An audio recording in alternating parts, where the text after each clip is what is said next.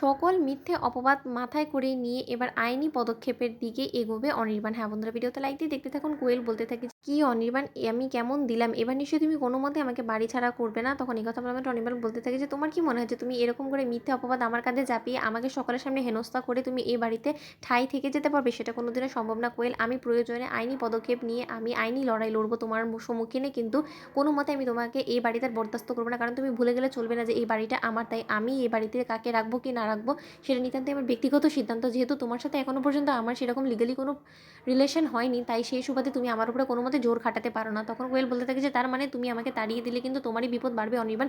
আমি যতদিন পর্যন্ত এই বাড়িতে থাকবো ততদিন পর্যন্তই তুমি ভালোভাবে সাবলীলভাবে বাঁচতে পারবে, তারপরে কিন্তু তোমার বিপদ ঘনিয়ে আসবে। তখন এই কথা বলা মাত্র অনির্বাণ বলতে থাকে যে আমার বিপদটা আমাকে বরঞ্চ মিটিয়ে নিতে দাও। ঠিক সেই সময়ে অনির্বাণের মা কোয়েলকে সপাটে চড় মেরে বলতে থাকে যে এই চড়টা যদি অনেক আগে তোমার গায়ে আমি মারতাম না, তাহলে হয়তো আজকে আমার ছেলেকে এরকম একটা দুর্দিন পোহাতে হতো না। তোমার মতন সর্বনাশী মেয়েকে আমি বারবার করে অনির্বাণকে বলেছিলাম যে অনির্বাণ এখনো সময় আছে, তুমি ওকে যত শীঘ্রই সম্ভব বাড়ি ছাড়া করে ফেলো, কিন্তু তা সত্ত্বেও আমার ছেলে কোনো মতে আমার কথা গ্রাহ্য করেনি। কারণ ও ভেবেছিল যে না তুমি শুধরে গিয়েছো, আর ওর এই ভাবনা চিন্তাটাই ওর জীবনের সব থেকে বড় ভুল ছিল। আসলে অনির্বাণ কোনোদিনও ঠিক সিদ্ধান্ত নিতেই পারেনি, নয়তো বা একটা বন্ধত্ব সমস্যা আছে, সেই মেয়েকে ও কোনো মতে বিয়ে করে আর তারপরে আবার তোমাকে ফের নিজের জীবনে যখন আগলে রাখার চেষ্টা করলো, তুমি আবারও নতুন করে আমার ছেলের সাথে বিশ্বাসঘাতকতা করলে। তাই আর যাই হোক না কেন, তুমি এবং রাই তোমরা কেউই যে আমার ছেলের জন্য যোগ্য না সেটা আমাদের স্পষ্টরূপে বোঝা হয়ে গিয়েছে। তাই যত শীঘ্রই সম্ভব তুমি তোমার মেয়েকে নিয়ে মানে এই বাড়ি থেকে বিদায় হয়ে যাও। আর তুমি আমার ছেলেকে কিসের ভয় দেখাচ্ছ বলো তো? এই আইনি মারপ্যাচের ভয়। আর যাই হোক না কেন, তুমি আমাদেরকে দেখে কোনো মতে আমাদেরকে টলাতে পারবে না, কারণ তুমি এখনো পর্যন্ত জানো না যে আমাদের ক্ষমতার হাত ঠিক কতটুকু।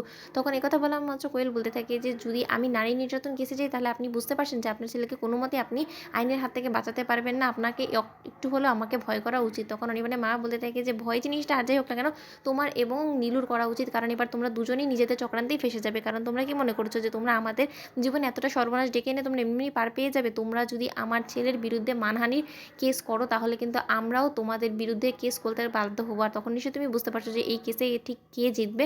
তখন এই কথা বলা মাত্র কোয়েল বলতে থাকে যে ঠিক আছে, আপনারা আপনাদের মতো করে জোর খাটিয়ে দেখে নিন যে আপনারা আদৌ এই কেসে জিততে পারেন কিনা, কিন্তু আমি আমার মতো করে কোনো মতেই অনির্বাণকে এত সহজে হাতছাড়া করব না। কারণ অনির্বাণ আমার সাথে যে পরিমাণে ঘনিষ্ঠ সম্পর্ক রেখে আমাকে দিনের পর দিন ব্যবহার করেছে, সেইটার অবশ্যই একটা সুষ্ঠু বিচার তো আমি চাই। কারণ ও আমার অসহায়তার সুযোগ নিয়েছে। আমি কোর্টে চিৎকার করে এটাই বলবো যে আমার অসহায়তার সুযোগ নিয়ে ও আমার অপব্যবহার করে আমার শ্লীলতাহানি করার চেষ্টা করেছে। আর এতে কোর্টে যে আমার কেসটা এমনিতেই দাঁড়িয়ে যাবে আপনি নিশ্চয়ই বুঝতে পারছেন। তখন আপনার ছেলের বিপদ আপনি নিজেই ডেকে আনছেন মা হিসেবে। তখন অনির্বাণ বলতে থাকে যে ও যা সারাম, আমার যা হওয়ার আমি সেটা বুঝে নিব, কারণ আমার হারানোর এখনো কোনো কিছুই ভয় নেই। কারণ আমি যাকে ভালোবাসতাম তাকে আমি চিরতরে হারিয়ে ফেলেছি, আর সে যে কোনোদিন আমার দিকে মুখ ফিরে তাকাবে না সেটাও আমার বোঝা হয়ে গেছে, তাই আমি ভয় পাই না। তো বন্ধুদের ভিডিও ভালো লাগলে লাইক এবং সাবস্ক্রাইব করুন।